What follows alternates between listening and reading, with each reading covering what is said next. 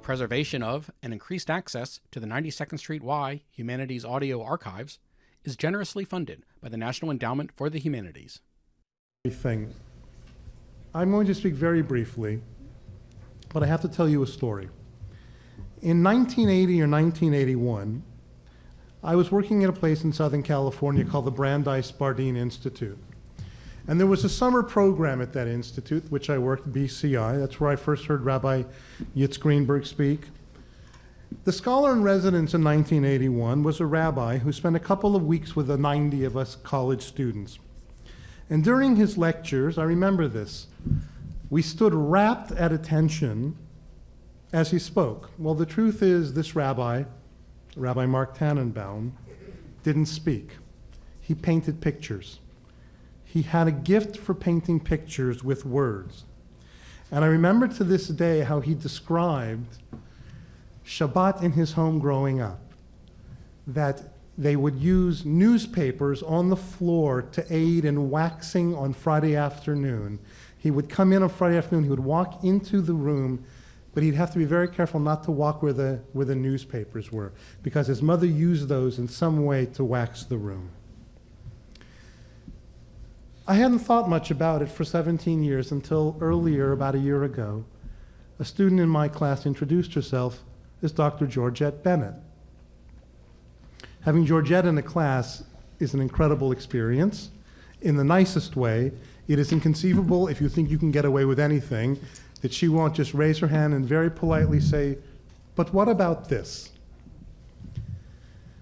I knew that she was the widow of a rabbi, but I didn't know which rabbi until several months later, apparently being on a mailing list, I learned about a foundation that I didn't know much about called the Tanenbaum Foundation. And right at the top of the Tanenbaum Foundation, the executive director, as many of you know, was Georgette Bennett.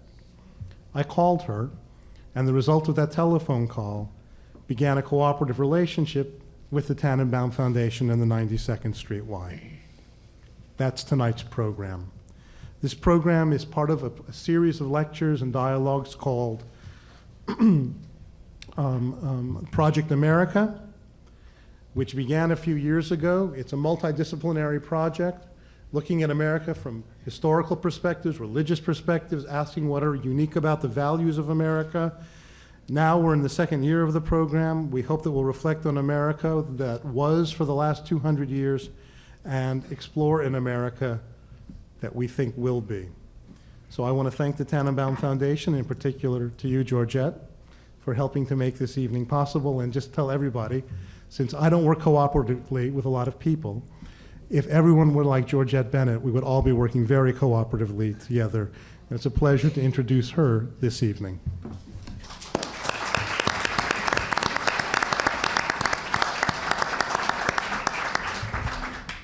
That was one hell of a plug. I promise cooperation for all eternity. Thank you, David. We hope that this will be just the first of a number of programs that we will do cooperatively with the 92nd Street Y, because the Tanenbaum Foundation is delighted to be associated with such a prestigious institution that makes such an important contribution to the cultural, religious, civic life of the city, as well as having great gym facilities. The full name of the Tanenbaum Foundation is the Tanenbaum Foundation for Interreligious Understanding. And under that rubric, we have a tremendous interest in looking at the role of religion in public life. Now, too often, religion is the cause of the problem and a source of conflict, and we're very much dedicated to making religion a part of the solution rather than a part of the problem. This program tonight is very much in keeping with our mission, because that's exactly what we are going to be doing here tonight, is exploring the role of religion in America's public life. And it's an area that has caused much controversy, much discomfort, much pain, and also much hope And that being said, I'm honored to turn the program over to Shoshana Cardin, who, as you know, is one of the most distinguished figures in Jewish public life. And I think to go through all of her credentials would probably eat up a substantial portion of the program, because I am sure that you all know who she is. And Shoshana is going to be introducing the other distinguished members of our panel. Thank you. Thank you. Thank you very much.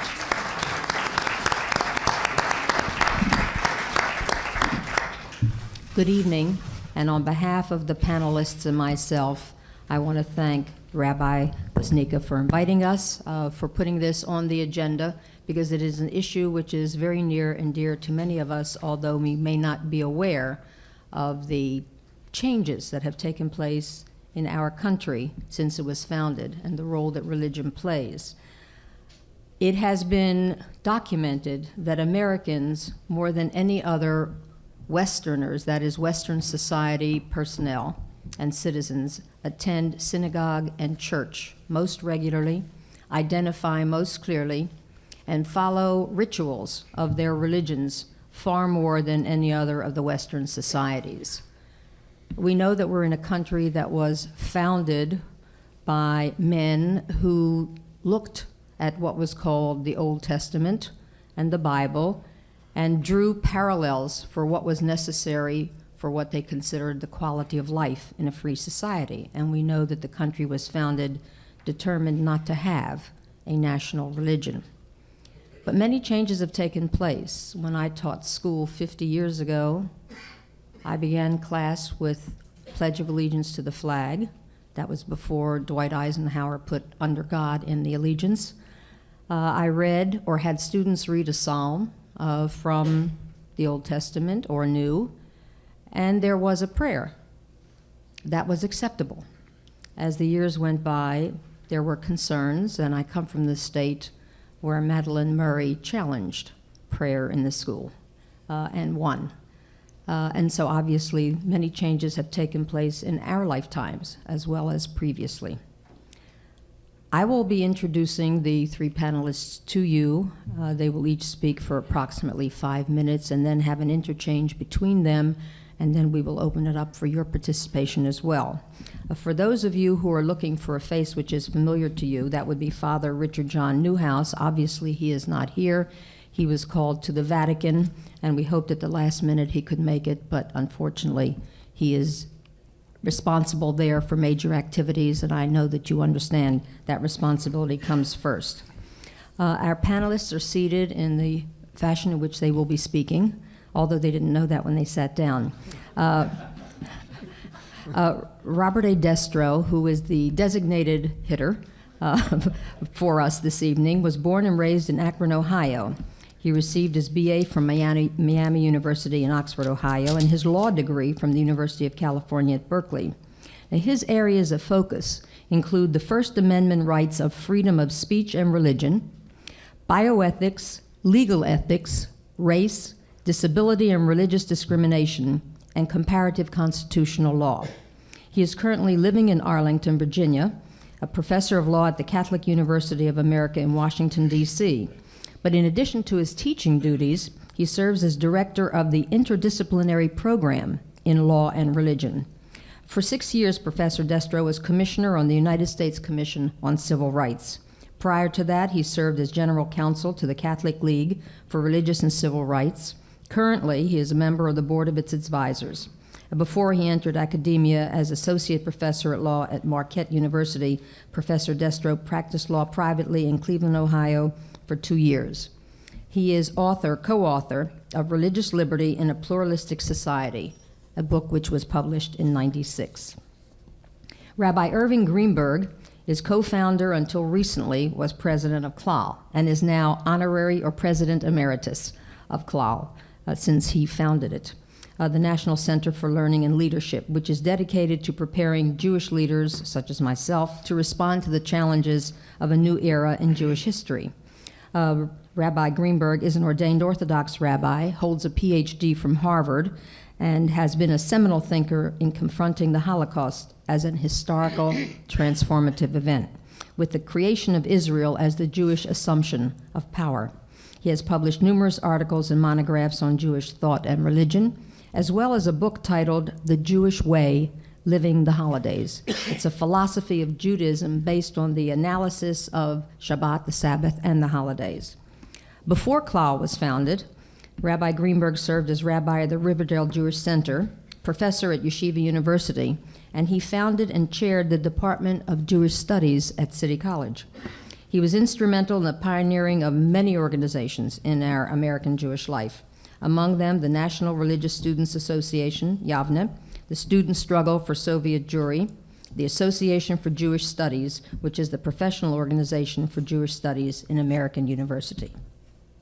Our third panelist, Martin E. Marty, now the author of 45 books. Martin Marty was born in West Point, Nebraska, and ordained into the ministry in 1952.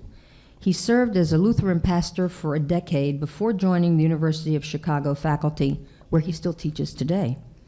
Among Marty's many honors and accomplishments, he has been elected a member of the American Philosophical Society and is a fellow of the American Academy of Arts and Sciences. Additionally, he is past president of the American Academy of Religion, the American Society of Church History, and the American Catholic Historical Association. Dr. Marty has been awarded 56 honorary degrees and has won the National Book Award for his book, Righteous Empire. Currently, Dr. Marty teaches in 3 faculties at the University of Chicago, directs the Public Religion Project, which seeks to promote efforts to interpret faith within a pluralistic society, and is the senior editor of the weekly publication, Christian Century. He recently published Under God, Indivisible, Volume 3 of his Modern American Religion. All 3 of our panelists are outstanding speakers and authors, and all 3 represent very, very serious consideration of the role that religion has played in America. We begin with Destro, please. Thank you very much. I will, and please give me the high sign as soon as my 5 minutes are up. All right, let me start with a little bit of perspective. I'm going to be speaking to you tonight from my own perspective, and that is basically as a civil rights lawyer and one who spends a lot of time and works on a lot of cases involving religious liberty with a number of people from all kinds of denominations and backgrounds. The topic of the program, the role of religion in public life, presupposes in one respect that there's a debate about that there should be some discussion about what the role is. I suppose I can go to virtually any city in this country and look all over, and I'm not going to find religion. What I'm going to find is people. What I'm going to find is people of religion, people who don't have any religion, and maybe sometimes people who are not sure about what their religion what their religion may be. And it's with those people that I, as a civil rights lawyer, have to be concerned, because it's their role, their right to participate in public life that we're really talking about. We're not talking about abstract definitions or separations between church and state.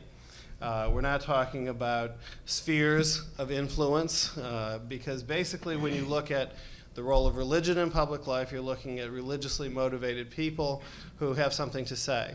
And when you're looking at the government, you're looking at people who work for the government. I mean, I live in Washington. I see people who work for the government all the time. And they're really no different than you or I. So that when we talk about the role of religion in public life, it seems to me that we need to focus on the role of the citizen in public debate. And we don't, generally speaking, ask citizens to separate their religious selves from their public selves. Many times we do, I think, in implicit ways. And many times I think that we assume that people can do that. But there are many times, there's a famous saying that you can take the boy out of Iowa, but you can't take Iowa out of the boy. I think there's a truth to that basically we are creatures of our background, of our faith, or lack thereof, and that we bring to public life as citizens that perspective. And it seems to me that as we go through and we look at many of the interesting cases, the difficulties that arise when, as people say, when religion goes too far or where the state goes too far, it seems to me that what we have in those instances are instances where people are overreaching in many respects, or people who don't respect one another's right or duty to participate in public life. And basically, it seems to me that we can take some examples, and I'll do that during the course of the discussion, of cases that are pending today, where maybe adjusting one's image a little bit and one's perspective on the case, you might be able to see them in different lights. I'll give two examples briefly at the beginning.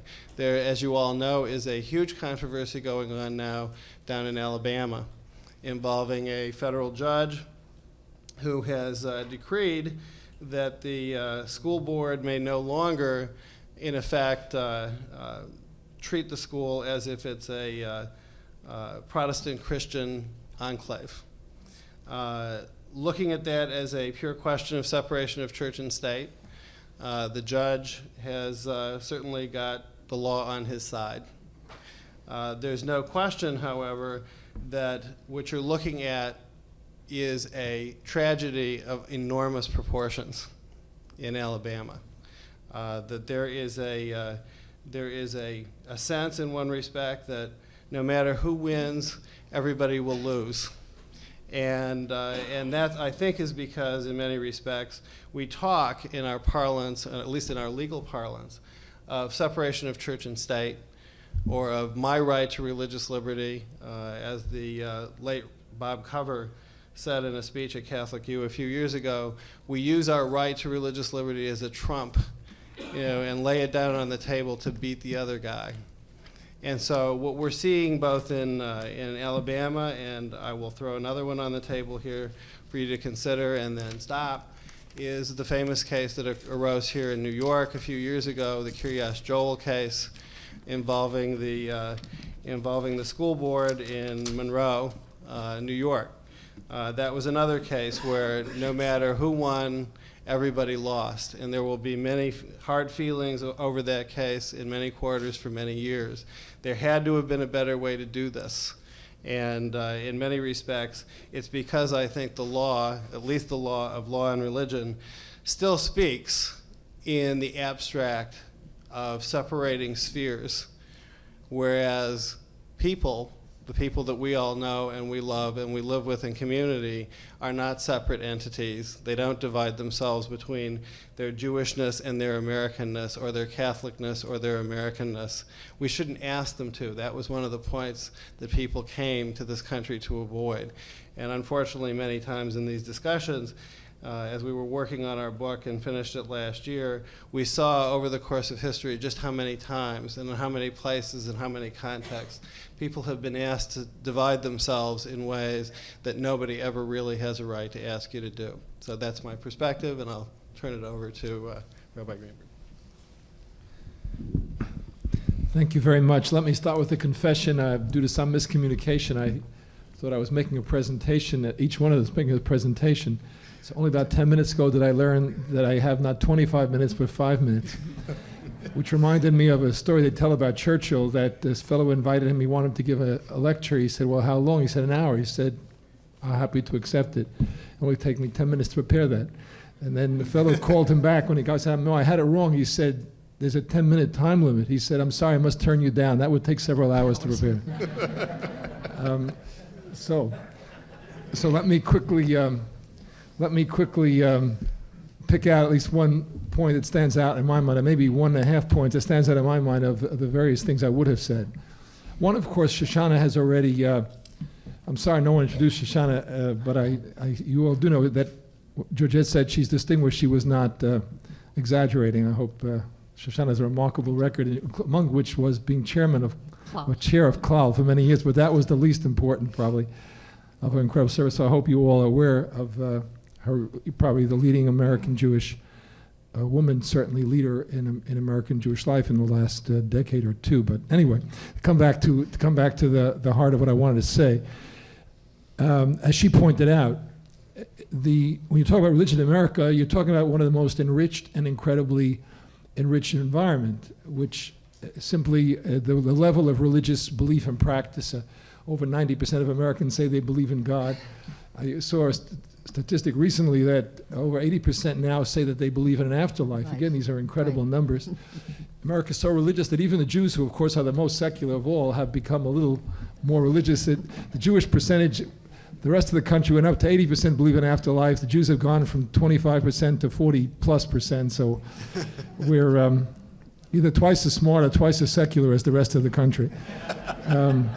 We think we're twice as smart. I suspect we're twice as secular. But in any event, but it's an incredibly rich environment for religious activity, and I think religion still plays an incredible role in public life and private life. There's a kind of an expectation.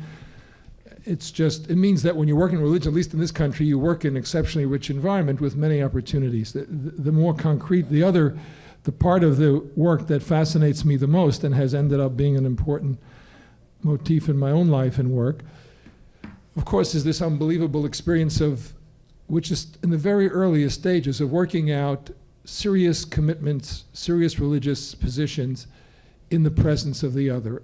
It's one of the great cultural revolutions of all time. The legal struggle that Mr. Destro was talking about is in a way one side show of this much broader struggle. The point is, for most of human history, particularly in religion, but I think it's true in almost every set of values, but only exaggerated in religion, the primary value source was some internal medium, some internal group, whose values, of course, were incorporated in the group. The group lived in a sheltered environment where its own values, its own position was communicated well, and the rest of the world, or the other values, were the outside group or the other group, and were not taken seriously, were not presented in an equal way, one didn't understand the power or the force of them. The obvious example is Judaism and Christianity. Jews lived among Christians for 2,000 years as a kind of pariah, outside, stereotyped, inferior religion, a religion of law, not of spirit, a religion of blind legalism, not of vitality. I can give you the whole long list of a fossil religion, etc., etc. And of course, Christians never had a serious consideration of what Judaism really might be in its vital form. But of course, it worked the other way also. Jews lived in an environment surrounded not by Christians, but by Goyim, who were, of course, inferior morally, spiritually, and in every other way, and who practiced a religion which was full of Babamaisis, like virgin births. If you believe that, you'll believe anything. But of course, Jews are smarter than Gentiles, so we don't fall for that. I mean, that was the relative level of the understanding of Christianity. And serious works of Middle Ages of conversation in Christians and Jews basically are based on that, really primitive level of, Jesus' mother had a legitimate child. You got to think fast. You tell your husband that God did it. Now the devil did it, that God did it. Okay. I mean, this was the level of the conversation. So it's really a mind-boggling and incredible, just the beginning of a serious adventure, in which and part of the confusion, by the way, since no one's used to it, is that a lot of people, when they discover this adventure, assume that religion is no longer credible. In other words, when you suddenly discover, because of the freedom in the society, because of choice, because of the incredible media richness, because we live next to each other, that you can't present your own religion well and the other religion stupidly or inferior, etc., but rather, particularly through media, every alternative viewpoint, religious commitment, and so on, is presented with incredible presence and force. So if you were Jewish because you thought Gentile religion was not worthy of consideration, suddenly you're in trouble. And of course, that's a major reason for not only assimilation, but for intermarriage and so on. Jews discovering the power, not just the easy way, a lot of excuses we have, not just because it's majority, but because one comes in contact with a vital, ethically powerful, religiously attractive religion. And by the way, if you think it's tough to be a Jew, it's pretty tough to be a Christian too in this environment. In the good old days, the good old days as a devout Christian, Jews were out of the question. Suddenly your kid goes off to a first-rate university, they meet a Jew who's living next door and discover Judaism is an interesting religion, etc., etc. So that it's a crisis of belief and understanding, and it has brought out, I think, two contradictory tendencies, both of which I think are exciting and setting the agenda for the future. On the one hand, it has forced a new understanding of what it means to have serious commitments, better known, of course, as pluralism. That is to say, it has forced an understanding which one, in speaking of one's own faith and one's own commitments, has to make room for the power, the insight, and the attraction of the other. And I believe this is leading, in many ways, to the dropping of all kinds of hateful elements, very destructive elements in the religion. Again, Christianity, which wants to be a gospel of love, was for 2,000 years a sanctuary of hatred vis-a-vis Jews. So I think it only reflects an incredible improvement, and this is one of the great revolutions of our time. Christianity's reconsideration, its self-correction, its revisionism about its own classic views, to make room, to drop the supersessionist claim, and to make room for the vitality, the ongoing validity of Judaism as a living covenant. I think it has been wrenching and difficult for Christians, far from done, but I think it's remarkable testimony to Christian vitality that's being done. In fact, to be perfectly blunt about it, I feel Judaism in this society has not kept up with Christianity in rethinking its attitude toward Christianity. And for good reason, because we suffered more, because we feel more aggrieved, because we came out victims of the Holocaust. Christians feel a certain guilt at being complicity. So we have been less driven to reconsider it, but we're getting it, even vis-a-vis Christianity, we're getting new thinking and the beginnings of that reconsideration. I consider this a great moral adventure. Can you develop commitment without scapegoating, stereotyping, or demeaning the other? May I ask you at that Sorry, point? I'll just finish with one without coming here, and that's the crucial question. The flip side of that, and sometimes the negative side, because of the environment of pluralism, you also get the reassertion of the claims.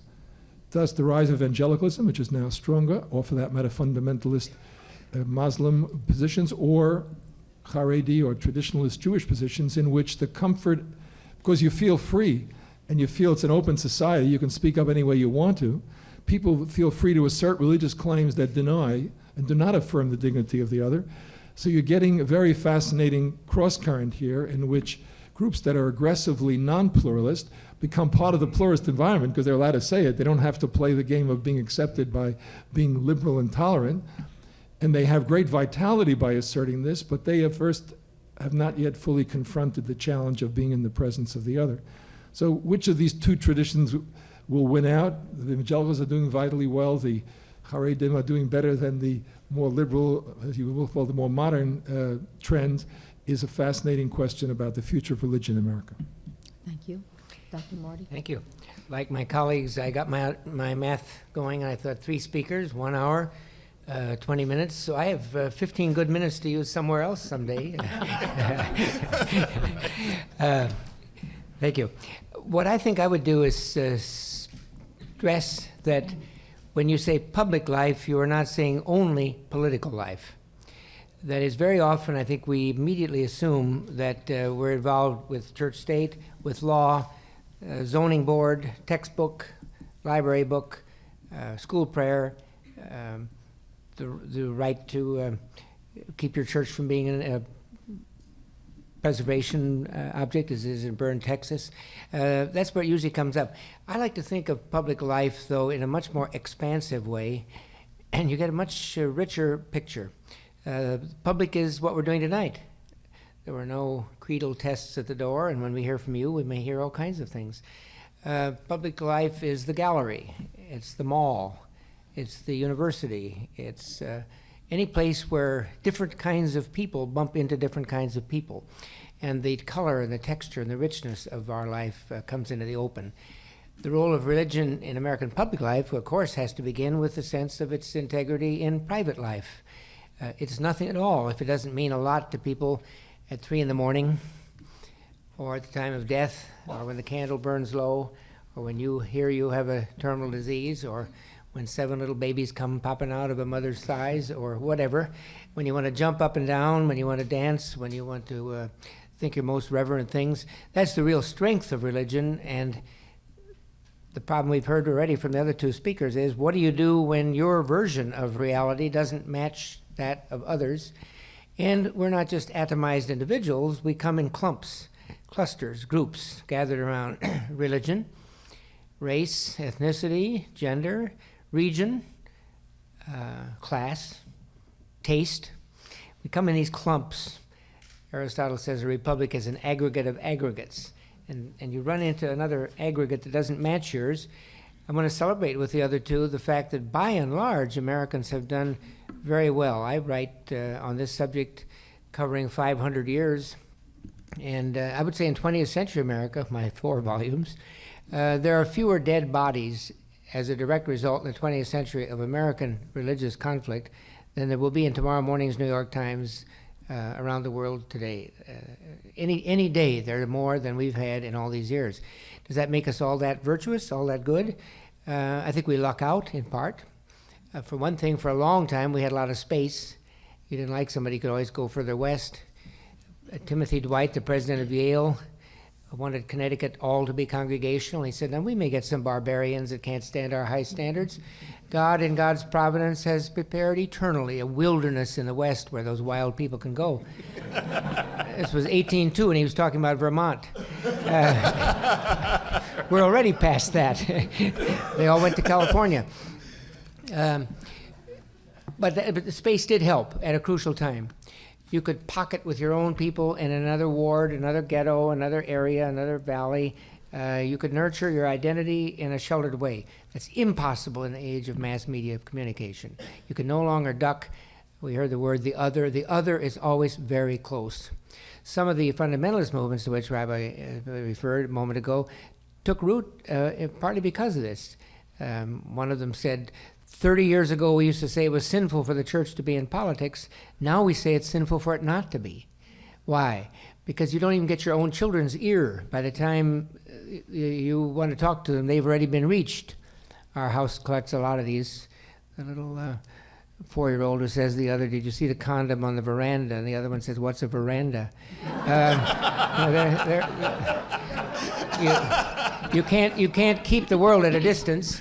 And so I think the new energy being put into religion and public life is very much organized around the notion that I think we're agreeing on. I hope we get to disagree after a while so we keep you all awake.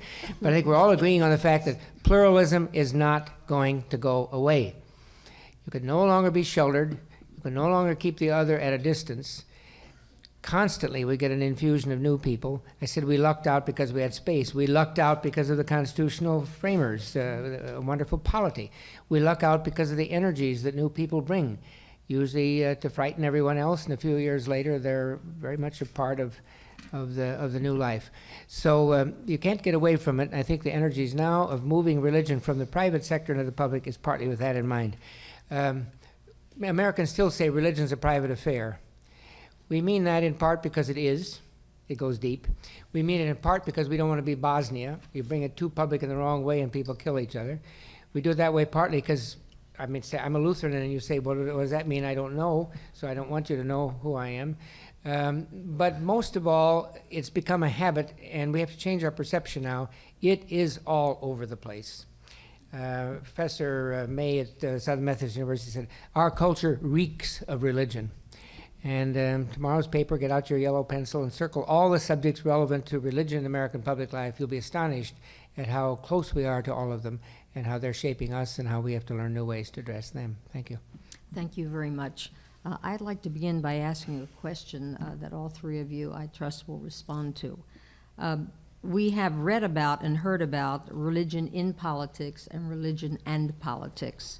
What is the danger, if any, and what do you consider a problem if religion were to play a role in politics today?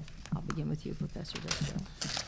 Well, I think that the problem of religion and politics is probably best understood by, or actually presented to us by James Madison when he talked about factions in the Federalist number 10.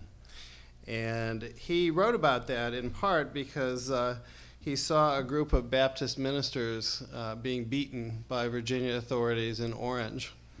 And what they had done, it was not so much that they had antagonized the Anglican establishment of Virginia. That was pretty corrupt and actually pretty doddering by the time the Virginia Statute for Religious Freedom came around. What they had done is they had had the audacity to question power. You know, and what I think the danger of religion and politics is that power politics gets played on religious terms. And that it's not just the people who are speaking in religious voice who play that game, but it's the establishment structure that plays that game as well. And I think in many instances what we have done, or what we have failed to do, is to remember that the term "an establishment of religion" describes something we call the establishment. It doesn't really talk about separation of church and state. It's talking about a political structure. So in one respect, you need to keep your eye on that little P underneath the shell. This is really many times these discussions of religion and politics are like the famous scene from The Wizard of Oz, where Dorothy is told, "Don't pay any attention to that guy behind the curtain." And so that's my 2 cents on that particular question. Rabbi Greenberg? I guess the danger, Jews have almost a knee-jerk reaction and concern, because bluntly, religion in public life turns out typically to be the majority religion, and when elephants roll over, smaller ones tend to get crushed. So you're nervous that will turn into a kind of a Christianization of America that will weaken or roll back some of the accomplishments of Jews to be fully accepted in this country. Having said that, I think most Jews overreact to this fear because of this history, and I think Professor Marty correctly pointed out that some of the religious activity reflects a feeling that the secularization and the loss of hearing for the religious position invades the private sector too as a result, so that unless you go out and compete and influence the public sector, you will not be heard at home privately either. So, and I think it's important that religious views be heard. I think it's a very impoverished and censored kind of religion that would write off the public sector or not be heard in the public sector. And I think it's also unhealthy kind of religious thinking, so which I'm very much against the bifurcation of private life and public life. So I think on balance is an important contribution to be made.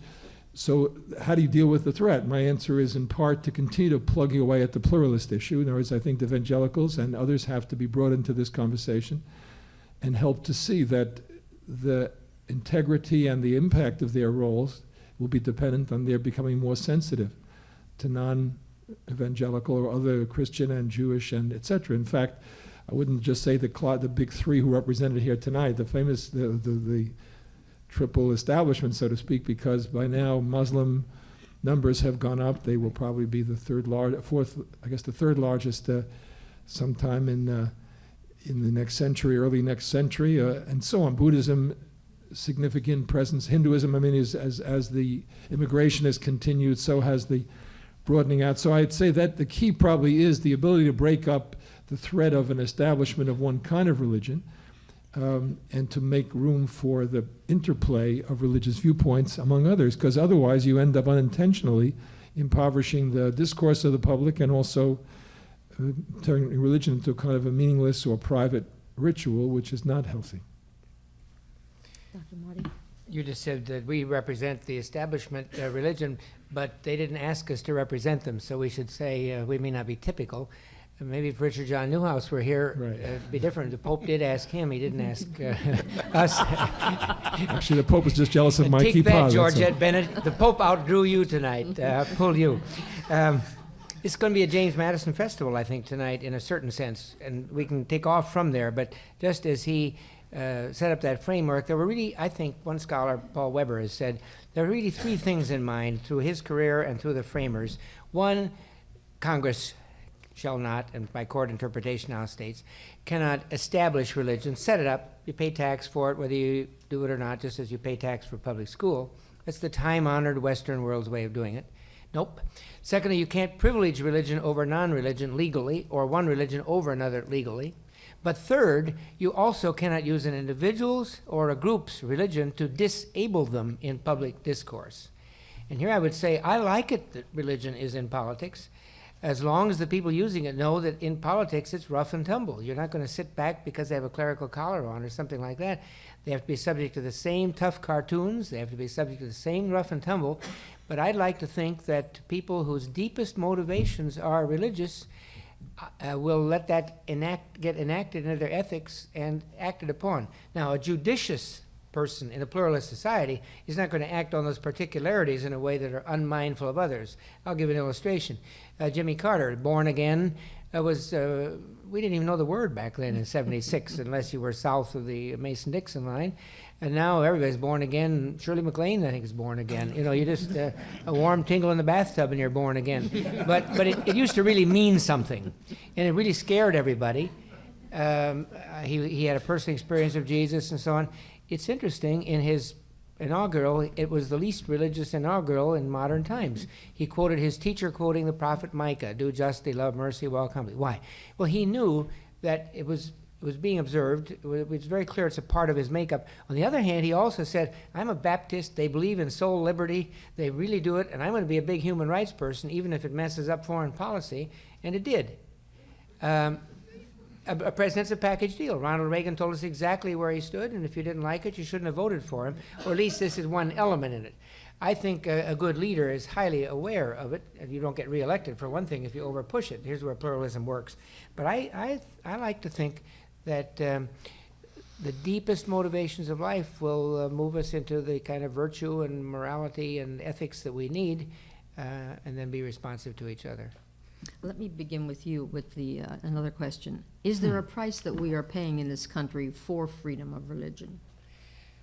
I suppose one price you pay is if you believe that the only way to have a republic is to have all the pulses and all the heartbeats and so on in common, there's a disadvantage. During the Iranian Revolution in 1979 and so on, there were numbers of people saying, we're at a great disadvantage. They're a little bitty country and they all agree with each other and they all have to agree with each other and there's a lot of power there. And we're all tied up in knots because we're going in different directions. And there were all kinds of people saying we need to have some sort of common thing. I believe there are some common elements in American public life that great numbers of us believe in, but we're to believe in them because we're persuaded and not coerced.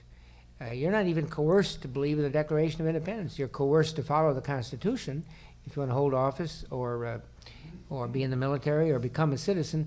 But they don't ask you all these other things. Those are part of a creed that you freely adopt, and there are just any number of those along the way. And I believe that those who have that wistful sense that if we all could agree on a single American creed, we'd be better off, might just revisit that and say, if it's coerced, it isn't going to be religion anymore. Religion in our world has to be free. The Soviet Union had 72 years of practice at coercing religion. It had rivers of blood and oceans of ink and barbed wire to the moon and back and around the gulags. And the morning after it's over, every ethno-religious group, and a lot of new ones were there in as great numbers, for those who weren't killed, as great numbers as before, and with greater intensity than before. So we may lose a little bit in coherence, but I think we gain a great deal in freedom to have individual integrity. I'll ask the same question, Rabbi Greenberg. Do you think there is a price that we have paid in this country for freedom of religion? Again, overwhelmingly, I think the freedom of religion is a benefit because, to follow Martin Marty's point for a moment, the fact is, I pointed out, the democratic armies fight much harder than conscripted dictatorial armies. In other words, the confusion seems to be a weakness, but in fact, I think people will give themselves for that which they have chosen far beyond anything that is imposed upon them, which is, I think, why God was smart enough to give us free will and, in the long run, trust to freedom. I think so. In that sense, we've had enormous gain. The price is the price of learning how to exercise freedom. I think that it has led to certain penalties, the privatization of religion and a kind of a narcissistic or hedonistic tendencies in religion, which I think will be corrected eventually, but in the short run are somewhat demoralizing of the quality of religion. There's probably a certain price paid in the confusion that's grown out of these multiple voices that has led to people becoming a kind of relativist or thinking if it's multiple voices, then it can't be serious. So I think that's probably the main price we've paid, and some weakening of the general, sharpen perhaps Martin Marty's point here, some weakening of the sense of a general cohesion. I do think that Tocqueville was right, that religion played a very central role in unifying and undergirding this American civic society and gave it a great effectiveness. you can't enforce that. That was just a shared set of values. I think in this weakening of that, you have some loss of a sense of the general society, the general good, some loss of a coherence that makes for a civic society. And so these are all prices of adjustment. I'd like to believe they will be corrected, but in the short run, there is probably some weakening of this unspoken fiber that really upholds the general society. In other words, the sense of community, the sense of inter-responsibility for each other. Probably there's been some weakening in that area. Professor Destro? Well, I don't think that we in the collective sense have paid a price. I think that there are a lot of individuals and groups out there who have paid big prices over the years. Jews have paid a price, African Americans have paid a price, Catholics have paid a price, Mormons have. And that price has really been the investment, really in one respect, that we're reaping tonight by being here together and being able to talk in this public space about what really is and can be a very explosive topic.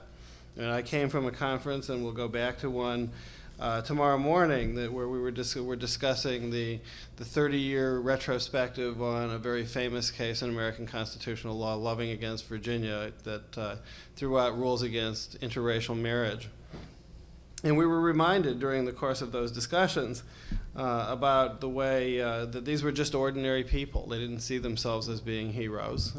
And we were reminded that the Mormons were hounded and murdered on their way out to the Deseret Valley because of their views on religion. And there's been a lot of people who paid a price, but I think we're actually the ones who are taking the investment returns now on that price. And hopefully, if we do this right and continue the discussion in the right way, I think that our children will be, they'll have their own prices to pay, but there'll be a lot of interest put in the bank for them as well.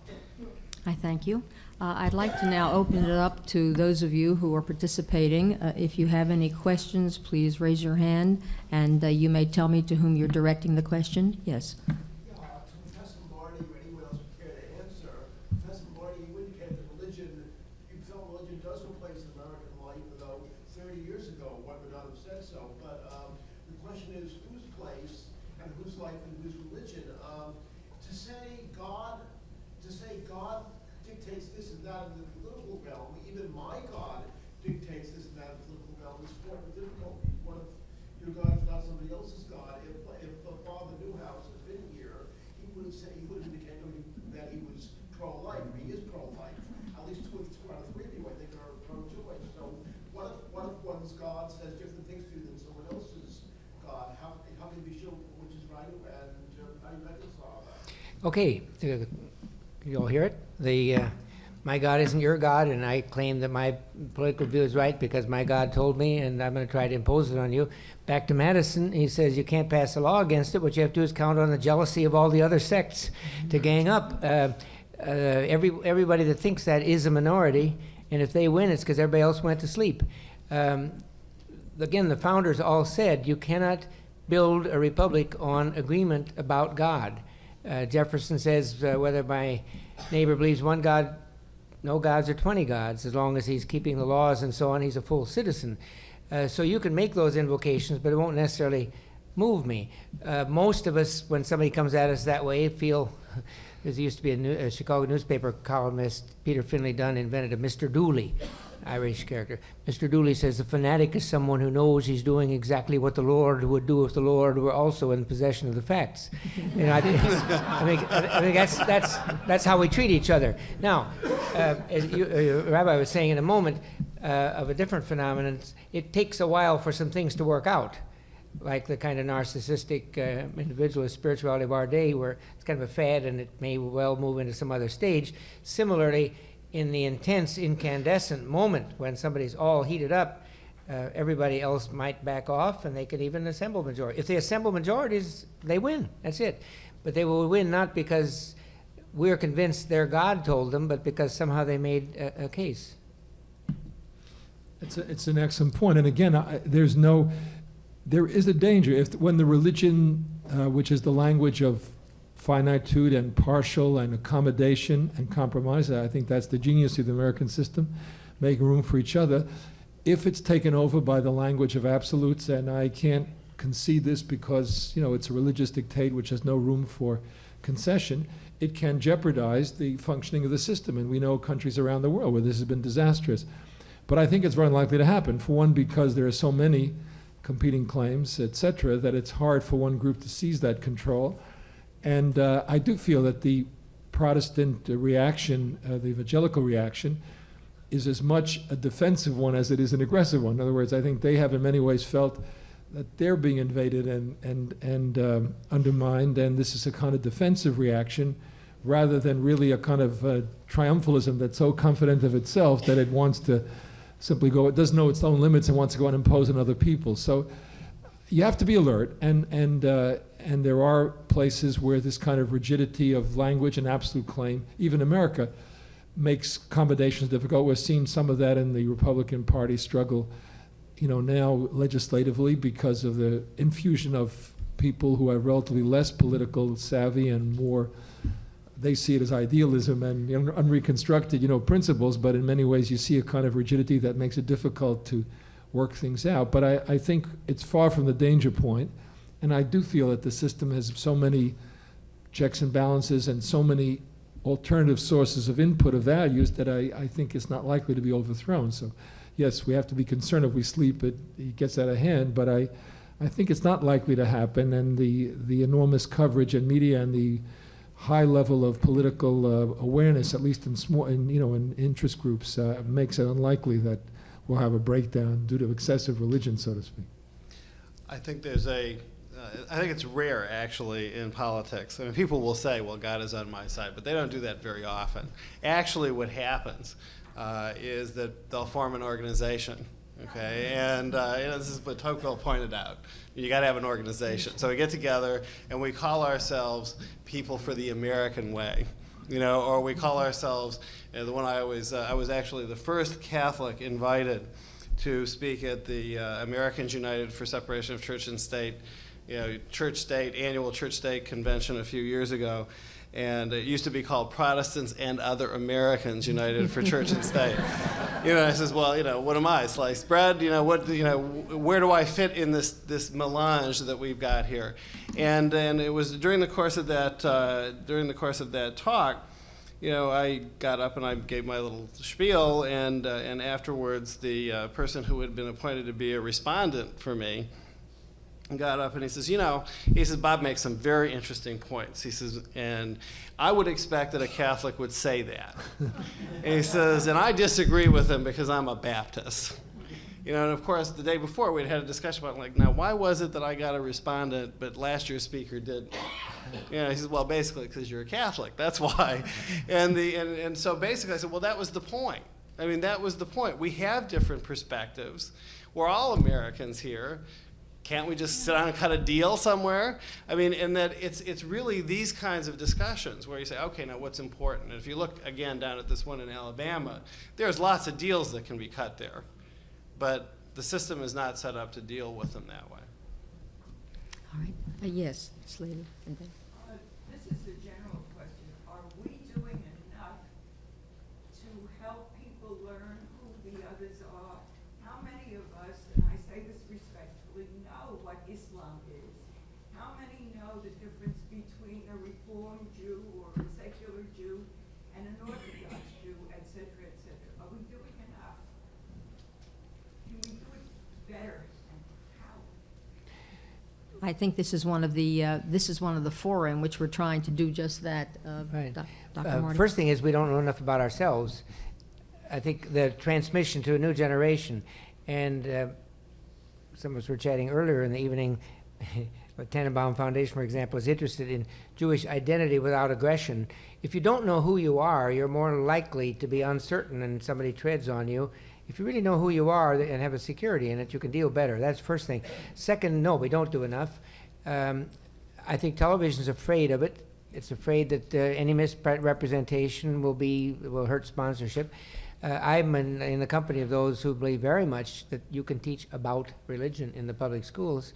My kids went to high school, they came home, they knew what a Hindu was, they knew what a Buddhist was, they knew why people do what they do. The Supreme Court in the decisions already referred to, 62, 63, not only said it's allowed, they said you should. How can you understand the speeches of Abraham Lincoln or the novels of Moby Dick or whatever without it? I believe it can be done. There's some risk, but there's all good teaching involves risk. But I think it can be done, and there are, in many states, there are literatures that have been approved across the spectrum of religion and non-religious people. No, we're not doing enough. I like the answer. I'd like to, not to tell the audience what to ask, but I'd like to suggest I don't think the whole focus should be either on either public or church and state. I think America, Torah religion in America is a tremendously white-hot almost country in terms of religious experimentation, in terms of religious search, in terms of, I was thinking one of the side effects of pluralism, but it's fascinating. In Cosman and Lackman's book, they point out 25% of Americans have changed their religion in their own lifetime, and there's that are saved from, are now practicing religion different than the one they were born into. So there's a tremendous amount of religious experimentation and vitality, and I think, so I'm not telling you what to ask, but I think that some of the questions at least should deal with that and not just with the public sector or the church and state issues. If I can just add, I'll just add, I think by telling a little story about a very dear and unfortunately dearly departed very good friend of ours. When we lived in Milwaukee, we were invited, my wife and I were invited to a Jewish-Christian dialogue. And we were very excited to go. We'd never gone to one of those things before. And our friend Dorothy called us about 10 minutes before we left home, and she said, you know, you don't really have to come. And I said, well, why not? And she says, well, I don't know how to say this. And I said, well, just say it. She says, well, you're the Christians. Yeah. And my reaction was, well, what are you, the Lions or what? It was one, I have to tell you, and this was at somebody's house. I mean, these were people I never would have met in a zillion years. It was like being at a family, you know, a bar mitzvah or whatever, but you're the only people who aren't of the family there. And you have this very interesting perspective, listening to the crusty old rabbi say, yeah, you know, Christians have nothing to learn, or everything to learn from Jews, and Jews have nothing to learn from Christians. And if I hadn't heard that from a crusty old rabbi who really believed it, then I wouldn't have taken nearly as seriously as I do. You know, and it's that level of neighbors kind of letting one another into the inner sanctum, if you will. This is really where this is the kind of the private public life, where you let each other into. People will ask me when I go out on these cases, they say, look, you're going to go out with these Mormons. You know, well, find out, you know, are they really pagans or not? You know, I said, well, how am I supposed to ask them that? You know, I mean, it's like, you know, but people want to know. You know, well, you know, ask. You learn yourself from this too. Yeah. Houston has 70,000 Muslims, and I did a dialogue like this, and in your role was Hakeem Olajuwon, who was 7 feet 10. Anyhow, I kept thinking he was standing next to me instead of sitting next to me. But what's interesting was in the afternoon, after we presented the Islamic scholar, anybody in the audience could ask 3 by 5 questions. Every question I got was about the Trinity and the Incarnation. You can go 20 years and nobody who's not a fellow Christian asks you about that. But a Muslim or a Jew, you know, how can you be monotheist and have 3? Right. Be ruled by a committee, somebody said. How can God be other and then one of us? You really learn, I think, from that. So the more the better. You learn to answer your own. Yes, there's the gentleman against the wall. Yes.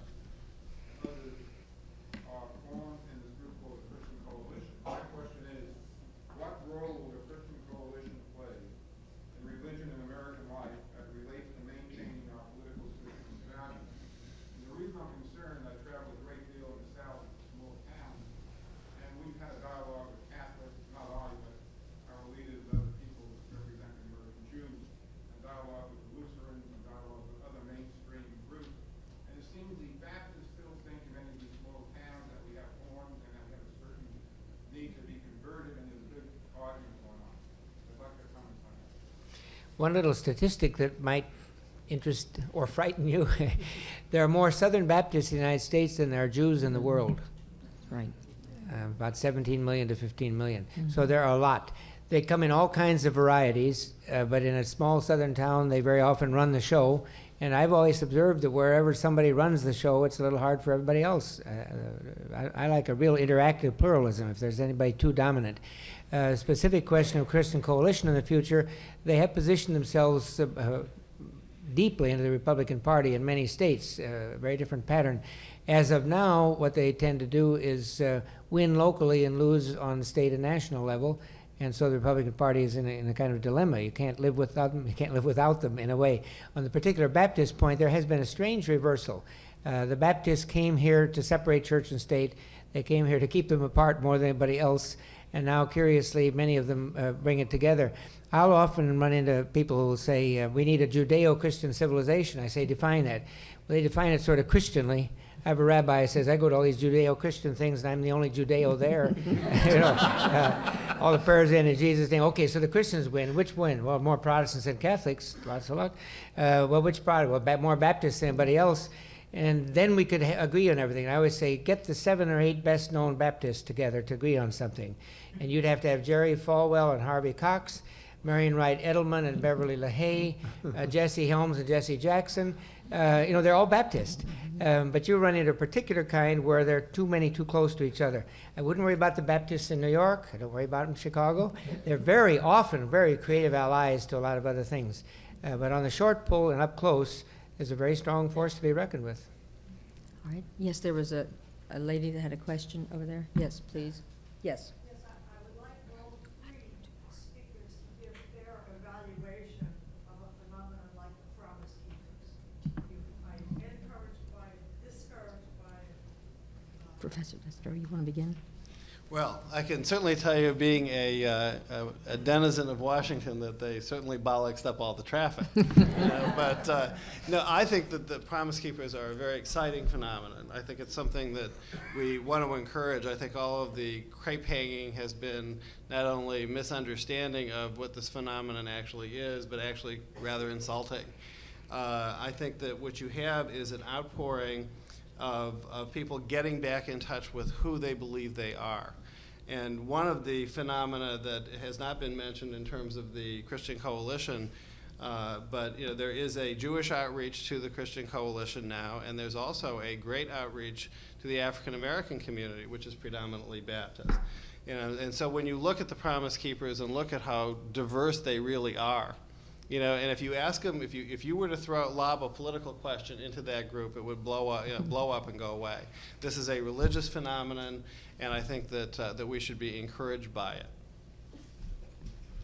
It's too early to call. I think again, struck. Many of you saw the news items that at the big rally in Washington, the group that represented the Judeo, the Judeo-Christian tradition, was the Jews for Jesus. So that sounds like a very pluralist approach.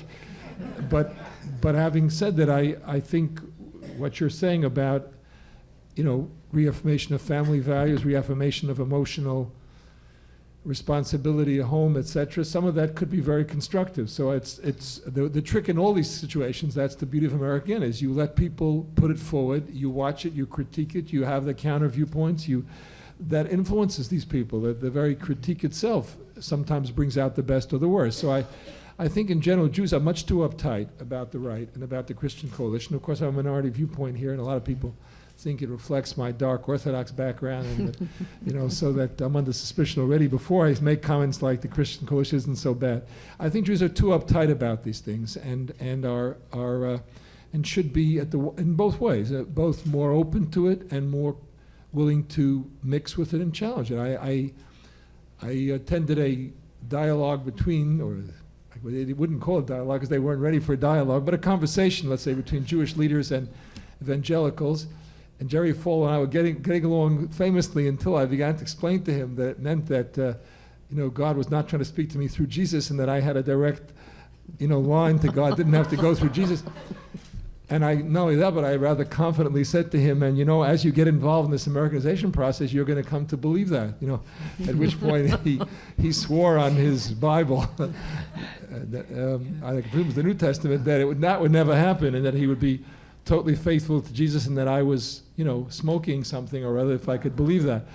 I try to show him I'm not. I really share his family values, but that's my dream. I think if someone would have asked me 50 years ago or 100 years ago, could any Orthodox Jew, not just myself, come to believe that non-Orthodox religions, non-Orthodox Jewish religions, or non-Jewish religions have integrity, vitality, validity, as I've come and other rabbis have come? The answer is no, but it's happened. And I think this is the incredible process of democracy. It pulls people in. It gives them a chance to hear it. I think it evokes a certain awe, a certain incredible, this is a religious breakthrough when you see the other person and all their uniqueness and all their religious integrity, and sometimes it's a pretty far out integrity. But you see it, and you see it works, and you see it has a certain power. Then it forces you to revise your thinking and not to give up your own tradition, but to see it in a new way in the relationship. And I feel, hopefully, we will domesticate, I'm not sure what the right word is, the evangelicals too. And I hope that the constructive side will come out and not the destructive side. I think what they're both pointing to is the dynamic character of American religion. I'm on record. I did the New York Times op-ed on Promise Keepers, and it was a very soft one. That is, I have a lot of aesthetic and theological differences with them. I really didn't like them the first year. They really were awful in my book. But they're extremely responsive. I wrote an article complaining about their use of the word female submission. You will not find that word anymore. It's just there. We say only 1/10 of the people are African American. Well, look, tonight, anywhere I go, they're never 10% unless I'm in an African American church. They really are working at it. In my editorial, I did say I think evangelical women are probably the people that have the most theological problem, because many of them have been working hard on getting other pictures of God than this heavy male one and male authority. But the next day they had Mary Stuart Van Leeuwen write on that, and I thought she wrote very beautifully on it. So it's a group that is ready for criticism, and again, up close I would have a lot of problems with it, but I think they were being, the Times asked me, just be an honest journalist. Is there a smoking gun? Are they overtly political? I said, there's not even a gun. They're there carefully not to be. You can't be in Washington and not be political, but in the overt sense. And what about submission, a smoking gun? There's not even a gun. So there used to be. And so I think they're going to try to change in these respects. We have one question, the last question. Yes.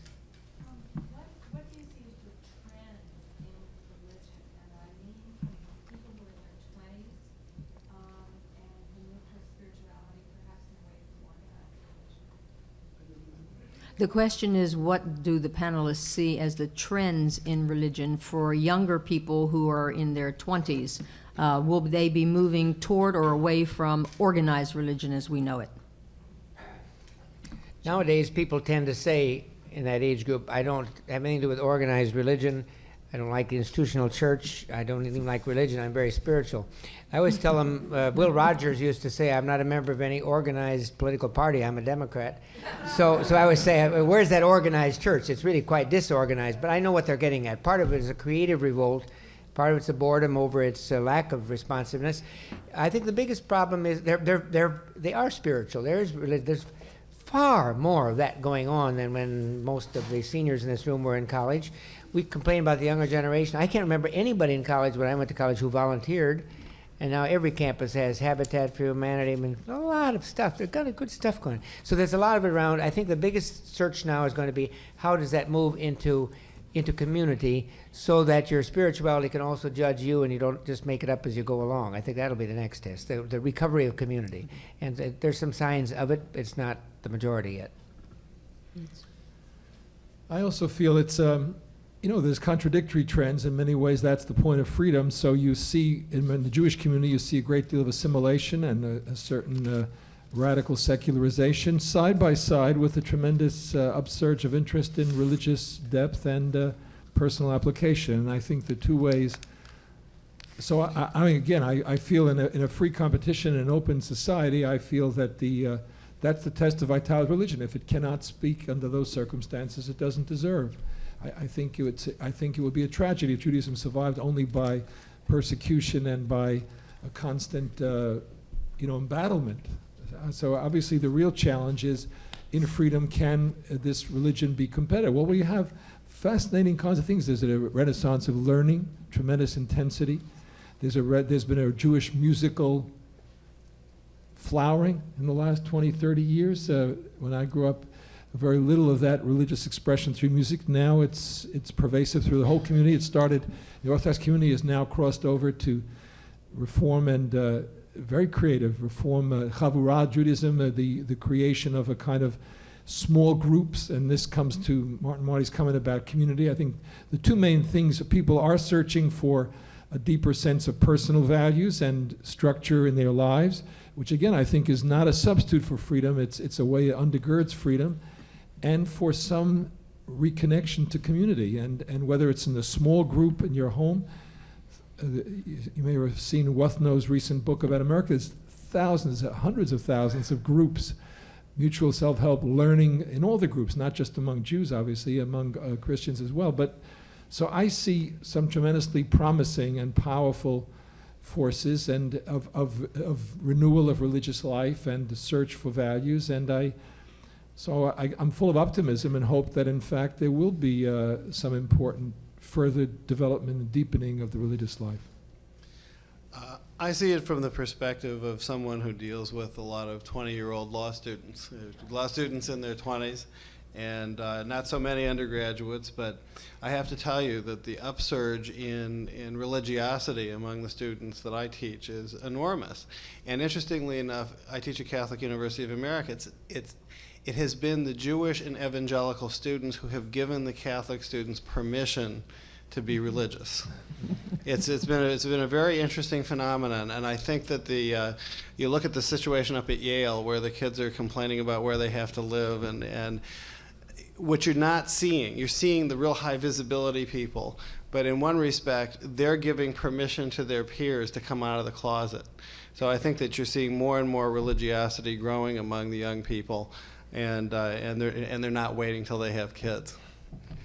I thank you. I'd just like to sum up, if I may, with a few brief personal remarks. One of the reasons I was delighted when I was invited to serve as moderator is that 12 years ago, my husband, Oliver Shalom, initiated a Jewish-Catholic dialogue at Loyola College in Baltimore. There is a professorship and an annual lecture, and that's in response to what is being done and what are people doing and where are they. I think there is more being done today than has been done before in the United States in attempting to understand each other's religions and each other's beliefs. I too travel around the country and meet with many young people. They're called young leaders or they're students. I have never heard so much discussion about spirituality. They're afraid of religion because religion means something different to them. They haven't begun to understand, but they're interested in spirituality. I think the growth of the angel phenomenon is an example of what is happening in society, or the sightings, for example, of the Virgin Mary, which people are now beginning to recognize, and as Rabbi Greenberg said, the desire on the part of young Jews to begin to study, to understand what Judaism really is, because, Dr. Marty, we don't know who we are. So I am very optimistic. I would just like to think that as these dialogues continue and increase, we will recognize that religion is not limited to an institution. It begins at a personal level. And if in our personal lives we understand what we mean by the positive values that all religions represented here teach, and other religions as well, the value of community, the value of family, the dignity of the individual, respect for human life, if we begin to recognize those common denominators in what we call religions and not look at the framework or the institution, I think we will see that this country is one, the beneficiary of, and also the proprietor of the greatest sense of freedom we have, the ability to believe as we choose to believe, as long as it doesn't infringe on others' choices to believe. I thank you very much for being here this evening. I thank you, Rabbi Wasnika. I thank you for making this possible. Thank you to the panelists as well. Appreciate it.